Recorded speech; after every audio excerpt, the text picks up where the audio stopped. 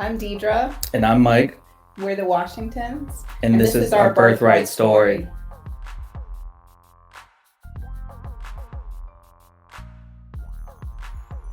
One of the things that you may have heard is that many times during birth, fathers don't always know where they belong. They often don't know their place. Many times they have their own Yeah. anxieties. Talk to us a little bit about what it was like for you as a first time father. What were your concerns? Like, what worried you? And what are the things that you didn't feel comfortable to say? I'm an analytical person in terms of I'm trying to understand the data, understand, what are the best practices and practices on things. So I really had to educate myself and I had to unlearn old things because I went in there with the mentality of what we see on TV, traditional hospital birth, and the route that my wife and I chose, was a traditional route. So it was going to the birthing classes. It was reading stuff, looking at stuff on YouTube, reading online articles, and realizing and being honest with myself that my first intuition wasn't the correct one because it given to me.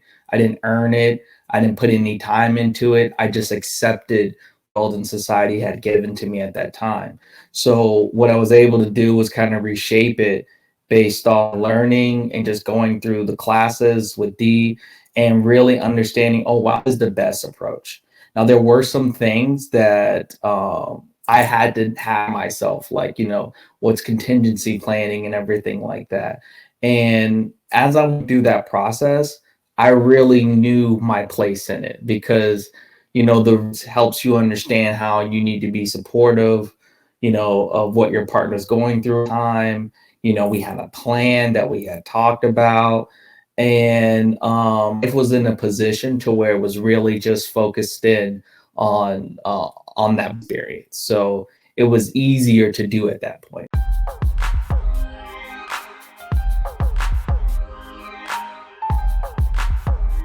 Take us back to the day that you found out Deirdre was pregnant. What was that like for you? Do you remember? I mean, those things are burnt into my brain. I hope I'll never forget. It was in a sense that we were, like I said, that first birth experience and trying to get pregnant, we were trying. So, for lack of better words, we're having a good time. You know what I mean? Trying to have a baby.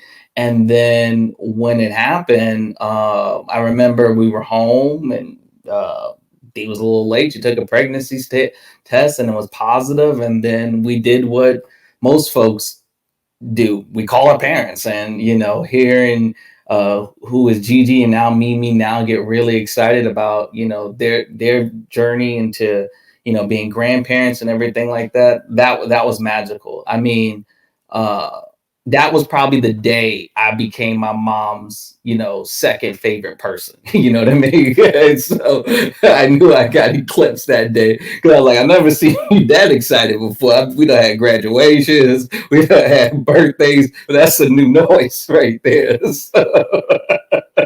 So it was good to have that experience with her, and it was a really like a big family moment and everything like that. So it was amazing. It was amazing.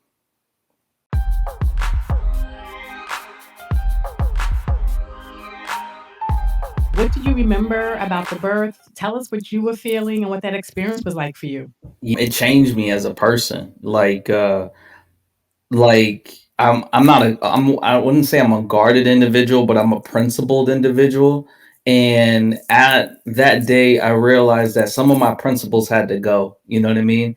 And because I couldn't be who I wanted to be for her if I was still standing on some old things that influenced me. You know what I mean? So I said, let's tear this stuff down, and me and you, me and this little baby, we're gonna build this together. You know what I mean? No mama, no Gigi, no papa. This is me and you. We gonna build this together. You know what I mean? And it was just looking at it. I was like, wow, you're here. You know what I mean? Like I can't believe it.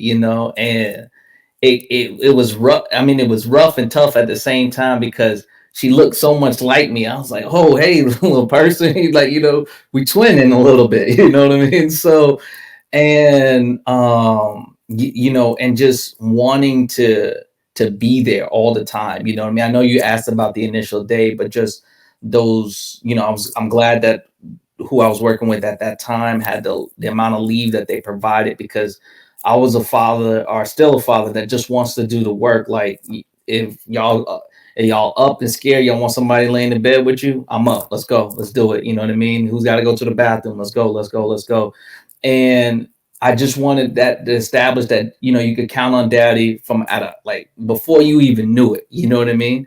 So at that moment, when she was born, that became my priority. I was like, we're going to build a relationship together. I'm going to be open to the things that that you're going to go through. And most importantly, I'm going to be accountable to you. You know what I mean? Like, you can always count on daddy, not just and being there for all the way. Like, I'm trying to work on like little things. Like, I ask her, hey, can I help you take your hair down? She says no, because she's not comfortable with it, and I don't force it. But I know that as she gets older, that's going to be a way that she builds rapport with folks, is through hair. You know what I mean? And I don't want to be on the outside of none of it. You know what I mean?